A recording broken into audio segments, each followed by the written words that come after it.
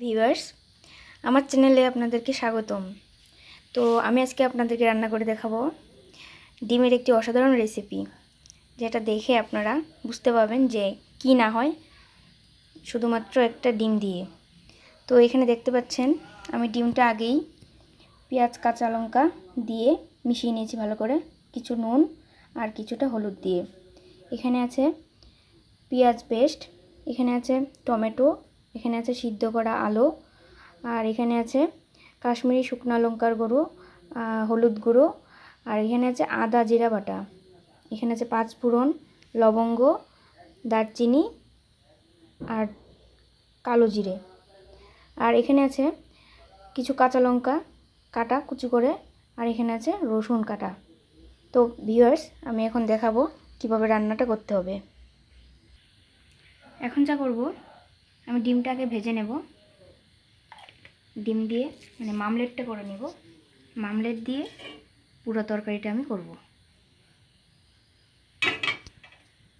দেখতে পাচ্ছেন আমার তেলটা হয়ে এসেছে। এবার ফেটানো ডিমটা আমি ঢেলে দেব।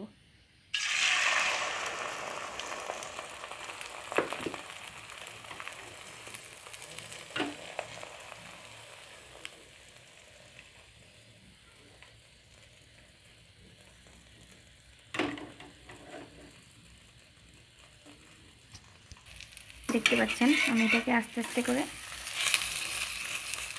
করে নিয়েছি, রোল করে।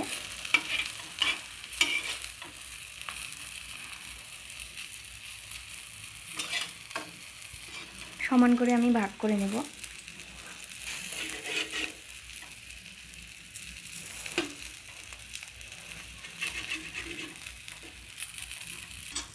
নামিয়ে নেব আমি ডিমগুলো।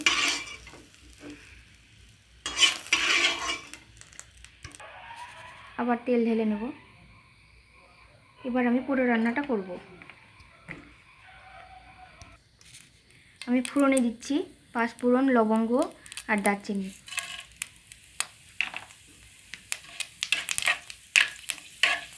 হালকা যখন ব্রাউন কালার হবে তখন আমি এখানে টমেটোটা দিয়ে দেব।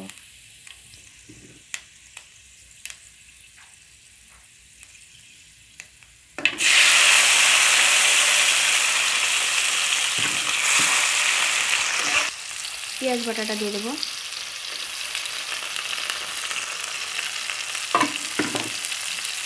রসুন আর কাঁচা লঙ্কাটা দিয়ে দেব। এবার ভালো করে নেড়ে নেব। এটাকে কিছুক্ষণ ভাজতে হবে। এটা ভাজার উপরে নির্ভর করবে রান্নার টেস্টটা। 2 থেকে 5 মিনিট টাইম লাগবে এটা ভাজতে। লবণ দেব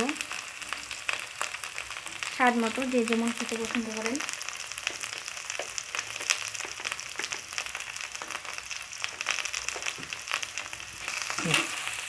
সিদ্ধ করা আলুগুলো দিয়ে দেবো। একটু ভেজে নিতে হবে আলুগুলো ভালো করে। দেখুন বন্ধুরা, এটা ভাজা হয়ে গেছে আমার। এবার যা করতে হবে, এই পেস্টটাকে আমি জল দিয়ে মিশিয়ে নেব। এটা জল দিয়ে মিশিয়ে নিলে কী হবে, মশলাগুলো পুড়ে যাবে না। আর এমনি যদি আপনি ডাইরেক্ট যদি দেন হলুদটা, তাহলে কি হয়, হলুদটা পুড়ে যায় এবং কালারটা নষ্ট হয়ে যায়, অরিজিনাল কালারটা আসে না।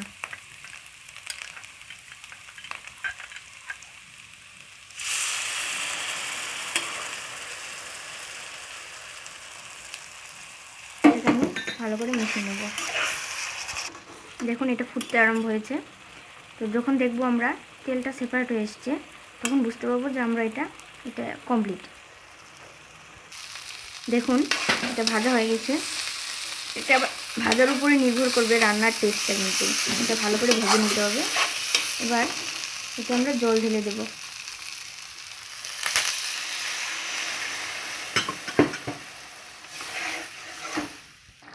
তো বন্ধুরা দেখতে পাচ্ছ এটা ফুটছে। তো এখন আমরা ডিমের মামলেটগুলো দিয়ে দেব। দেওয়ার পর 5 থেকে 7 মিনিট ফোটাতে হবে।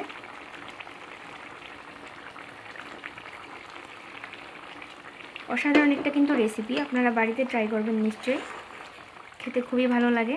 আর সবচেয়ে বড় কথা কি যে সামান্য একটা ডিম, শুধু একটা ডিম দিয়ে এত সুন্দর একটা রেসিপি তৈরি করা যায়।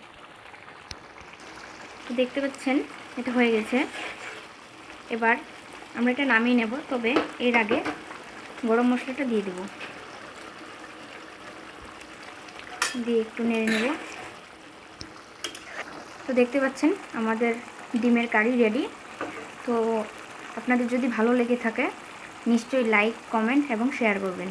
আর আমাদের আরও নিত্য নতুন ভিডিও পাওয়ার জন্য আমাদের চ্যানেলকে সাবস্ক্রাইব করতে ভুলবেন না। ধন্যবাদ।